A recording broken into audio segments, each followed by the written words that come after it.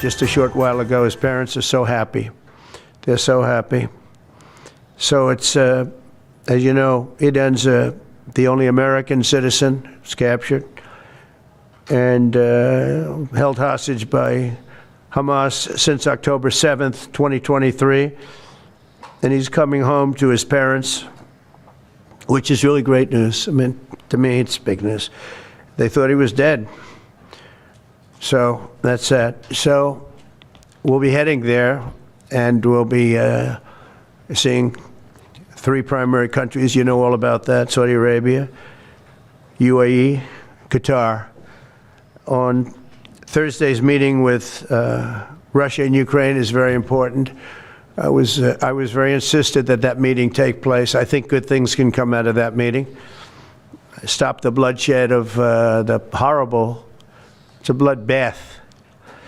But that 5,000 more, it's really much more, I'm trying to be conservative, more than 5,000 soldiers. Russian, they're not American soldiers, they're from Russia, they're from Ukraine, but they're people.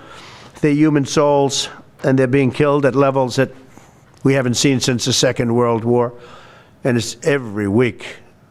A lot of drone fighting. It's a whole new form of warfare, and it's violent and vicious.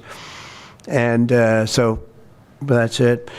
I'd like to go back to China just for a second. They're very heavy on the fentanyl. We're charging them, as you know, 20% for the fact that they send fentanyl into our country. And they've agreed that they're going to stop that. And, you know, they'll be rewarded by not having to pay, you know, hundreds of billions of dollars in tariffs. So the fentanyl should stop. It comes from China. It's amazing.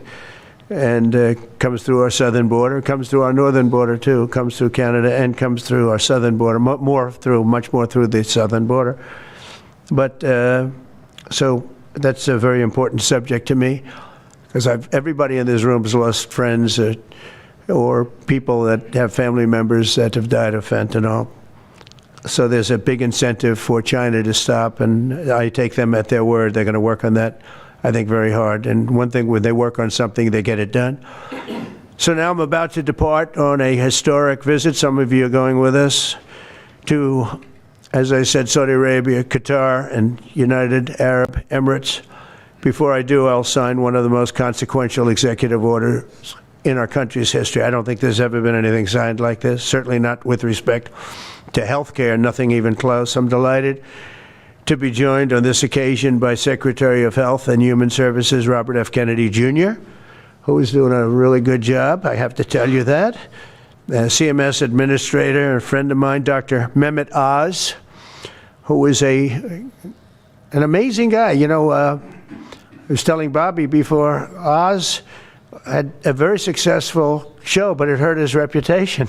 Because when you're in show business, it hurts your reputation a little bit. It's good for you, but in terms of professionalism and being a doctor, it sort of hurts your reputation. This guy went to the best schools, was the best, I mean, top of the line.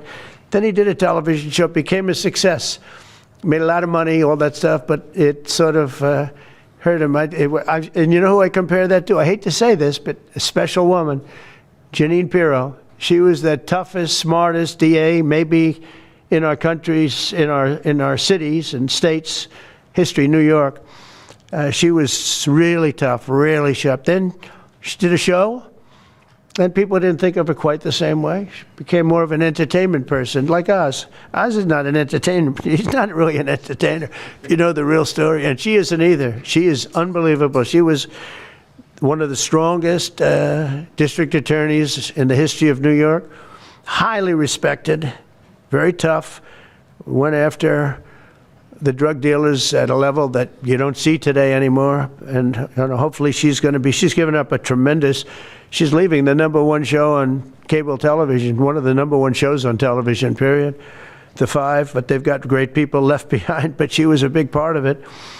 And so I equated to that. Jeanine Pirro is unbelievable.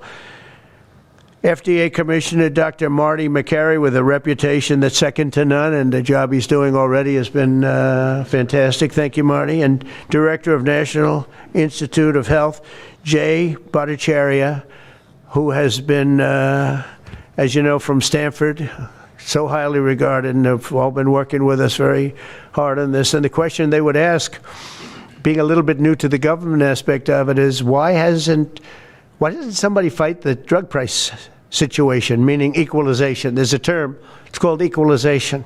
Nobody wants to mention that term. And I'm not knocking the drug companies. I'm really more knocking the countries than the drug companies, because they're forced to do things. But the drug lobby is the strongest lobby in this country, they say, the drug lobby. It's between that and lawyers. And they have a lot of power. But starting today, the United States will no longer subsidize the health care of foreign countries. India Pakistan இடையே அணு ஆயுத போரை தடுத்து விட்டதாக Trump பெருமிதத்துடன் தெரிவித்திருக்கிறார். அந்த காட்சிகளை பார்த்தோம்.